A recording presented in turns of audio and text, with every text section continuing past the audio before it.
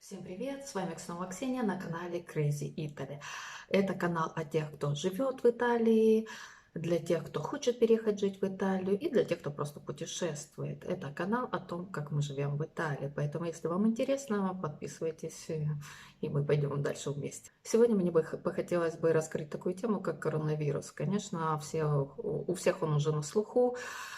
Вот, и хотела бы рассказать немного, как это все происходило у нас, как мы пережили, как все начиналось, как развивалось, что сейчас происходит, и, возможно, чем все это закончится. Сегодня уже практически 2 месяца, как мы сидим на карантине. И я помню, как все это начиналось. Где-то первые сведения о коронавирусе появились в январе. Но, знаете, тогда казалось, что знаете, до Италии это точно не дойдет, что это где-то далеко в Китае, и, собственно, что нас это никогда не коснется.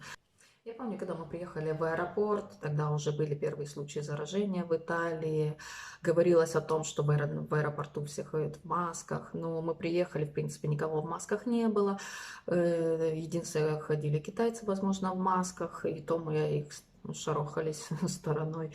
Вот. Ну, все казалось, на самом деле, так воспринималось легко. Помню, когда я уже вернулась из Португалии, слухов стало больше, уже где-то было порядка 5 зараженных. И тогда все это как-то воспринималось, ну, наверное, как и многие говорят в России, что мы все думали, что это какой-то грипп и как-то ничего серьезного.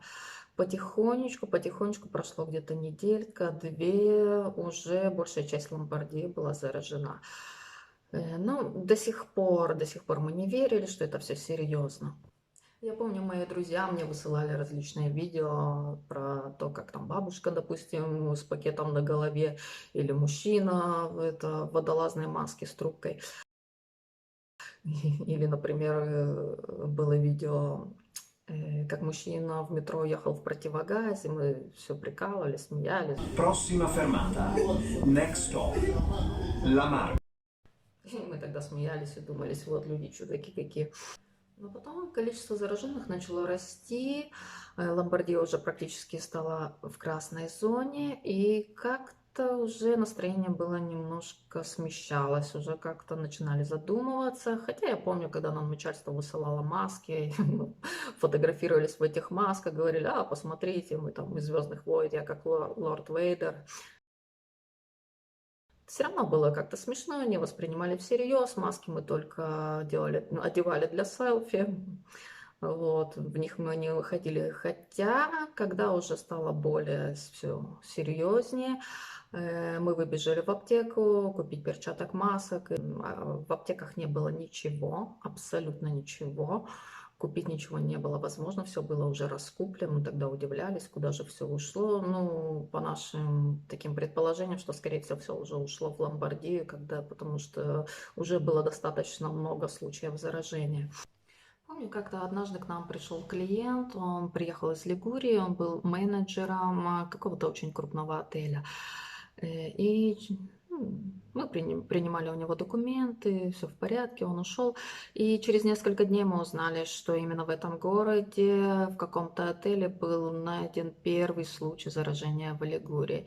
И знаете, вот, наверное, в тот момент начало быть уже немножко страшно. То есть задумываюсь, вдруг это был тот отель, вот этот человек, который был нашим клиентом, вдруг он уже был заражен. Знаете, стало уже как-то немножко не до смеху.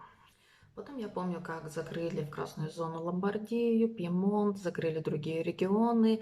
Лигурия оставалась одной из последних, но уже многие работали из дома. Наш офис же был закрыт, наверное, один из самых последних, ну, исключая магазины. Я помню то состояние, когда ты заходишь в общественный транспорт, и уже людей было немного, но знаете, когда ты сидишь в транспорте, и напротив тебя сидит кто-то и начинает чихать, вот уже совсем становилось не до смеха, при том, что не было ни масок, ни перчаток, не было ничего, и ты понимаешь, что ты абсолютно не защищен, и купить это было практически невозможно нигде. Я помню, что боялись уже браться за поручни, то есть вирус был везде, уже было достаточно зараженных и в самой Генуе. И действительно становилось уже страшно, при том, что многие уже сидели дома, работали, а мы еще продолжали ездить на работу, и как-то уже действительно становилось не по себе. Потом в одну субботу, это было, насколько я помню, 13 или 14 марта, нам позвонили из Милана и сказали, закрываем офис. Этот день еще как-то так прошел легко, но со следующего дня, когда мы вышли на карантин, знаете, начала попадаться статистика. Стало реально страшно, потому что в день умирало примерно порядка 500 человек. В день, представьте себе, только за один день 500 человек. Потом мне стали звонить знакомые, друзья, рассказывать, что где-то у кого-то кто-то умер, что где-то у кого-то вывезли соседа, на следующий день вывезли всю оставшуюся его семью, половина из них не возвращалась уже домой. Потом позвонил мне друг из Бреши, это самый эпицентр, и он сказал, что умер директор банка, в котором он был клиентом. Вывезли соседа, семью соседа, что каждые 10 минут проезжает скорая, каждые полчаса звонят колокола похоронные в церквях. И реально было страшно. Вот это скажу, что не верьте, когда вам говорят, что все это фигня. Когда у тебя реально умирают знакомые, вот это уже, знаете, не до веселья. Знаете, за себя было уже не столько страшно, потому что мы сидели дома, из дома мы практически не выходили. Я выходила только один раз в 5 дней сделать закупку. И те, кто говорят, что там скупали бумагу, это все неправда. В Италии никогда не скупалась туалетная бумага. Единственное, можно было наблюдать огромные очереди в магазин, потому что все соблюдали расстояние, впускали в магазин по одному, ну и до сих пор то же самое происходит. Мне хорошо запомнилась дата 30 марта или 1 апреля. Тогда в те дни количество умерших достигало 900 человек в сутки. Вы можете себе представить, 900 человек в сутки.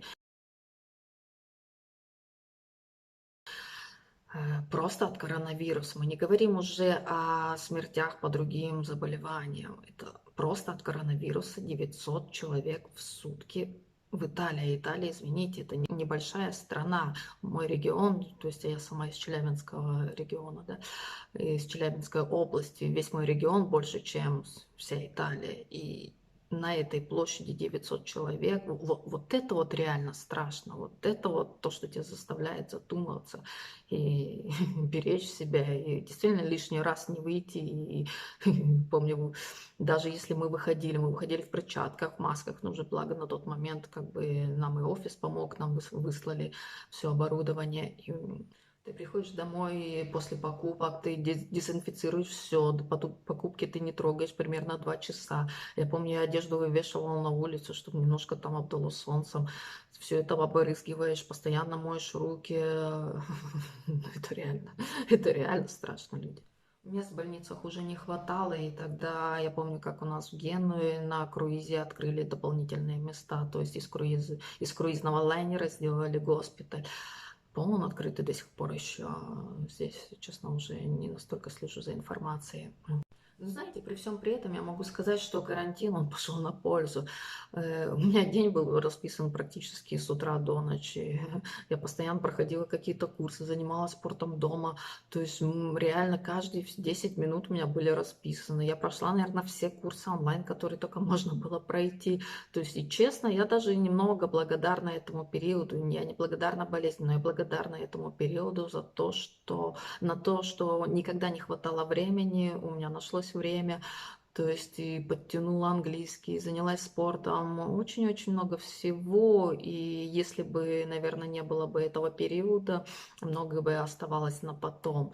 Но, если честно, я жду, просто не дождусь, когда наконец-то я могу выйти из своих 4 стен, наконец-то вдохнуть воздухом природы, потому что у нас колоссально красивая природа, есть что показать, и в дальнейшем видео я обязательно с вами поделюсь, где мы живем, какие красивые места нас окружают. Дай бог, что мы скоро все выйдем, и все будет хорошо.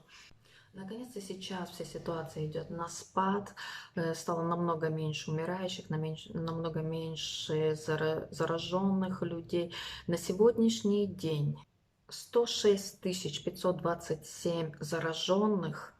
Это на 321 человек меньше, чем вчера. Это 25 969 умерших. Это на 420 человек больше, чем вчера. И 60 498 человек выздоровевших. Это на 2922 человека больше, чем вчера. Итак, какие же прогнозы нас ожидают на ближайшее время? Если все будет в порядке и действительно пойдет вся ситуация на спад, то планируется, что 4 мая наконец-то разрешат выйти из карантина, разрешат людям выйти на улицу. Уже с 27 апреля начинаются открывать крупные предприятия, то есть фабрики, производственные предприятия. С 4 мая открываются средние предприятия, такие небольшие. И с 18 мая будут открываться бары, рестораны и так далее. Но это в том случае, если действительно ситуация идет на спад. И, как заявляет наше государство, что будем учиться жить в условиях коронавируса.